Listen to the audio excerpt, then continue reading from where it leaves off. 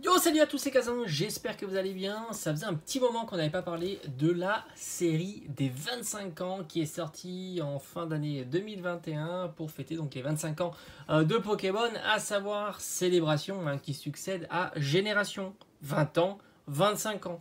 Donc là, on va fêter bien sûr dans quelques années les 30 ans.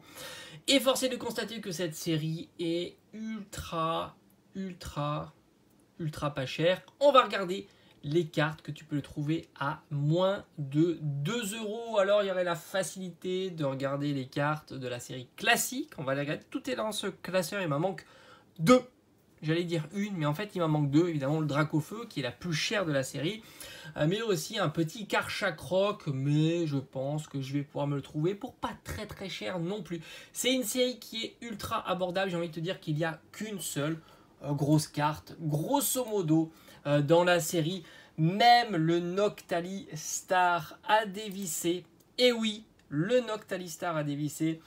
Alors le Mew, je suis en train de... Je vous cache pas que là, j'ai le PC juste à côté de moi, qui est juste là.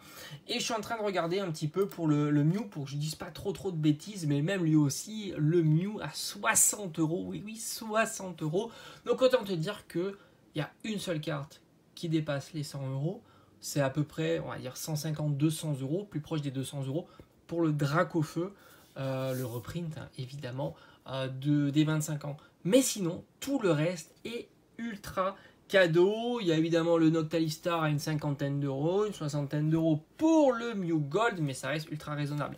Alors, on va regarder au travers de ce petit classeur les cartes à moins de 2 euros de la série collection. Donc, on va passer la série classique, mais là aussi, tu peux te régaler. Pas très cher, à part le Mew.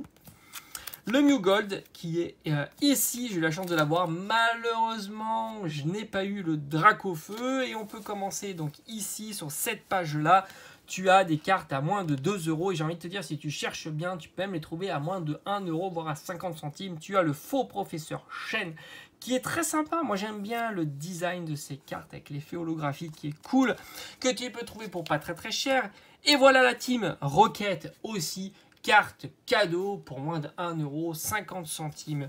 On a le Elector de Rocket. Alors là, tu pouvais penser que cette carte-là, elle vaut assez cher. Eh ben non, tu te plantes. Là aussi, c'est une carte que tu peux trouver pour moins de 2 euros. Et franchement, moins de 2 euros, un Elector de Rocket de 25 ans. Cette carte est magnifique, sans compter qu'elle vient d'une série qui n'a jamais été sortie en français. Tu la trouves soit en japonais, soit en anglais. Et franchement, avoir cette carte-là, ça fait super plaisir. Et comme je t'ai dit, à moins de 2 euros, tu peux facilement la trouver. Moi-même, je l'avais acheté pour 3 euros et je m'aperçois que c'est encore diminué, tout simplement. On continue. Peut-être que je vous ferai une vidéo des cartes de moins de 10 euros et là, tu as quasiment l'intégralité de la série. Ce petit mélo qui est incroyable aussi, c'est une carte que tu peux trouver aux alentours de 1 euro, voire même si tu es un petit peu chanceux, à 50 centimes lui aussi. Et attention, très surprenant, alors le Magikarp brillant, je t'en parle pas, c'est une carte qui est relativement chère, 30 à 40 euros. Je crois qu'elle n'a pas trop bougé depuis la sortie des 25 ans.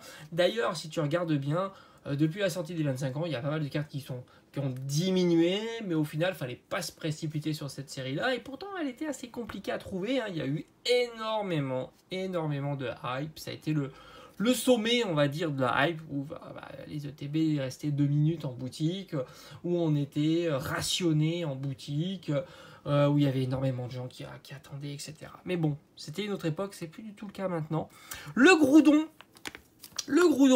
et oui, petite carte à 1 euro. Il est très sympa ce Groudon, très sympa. Je suis assez surpris aussi, comme toi, certainement, qui regarde cette vidéo et qui ne sait pas les prix de la série des 25 ans. Ça, c'est une carte à moins de 2 euros, voire à 1 euro, ce petit Groudon de la team Magma. Alors après, tu réfléchis à savoir si c'est un bon plan ou pas de l'acheter.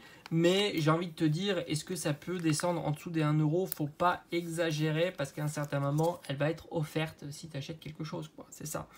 Admin Rocket, c'est pareil, même combat. C'est un petit peu les mêmes tarifs, que ce soit pour le faux professeur Shen que la carte. Et voilà, Team Rocket, c'est des cartes à moins de 1 euro, voire 50 centimes.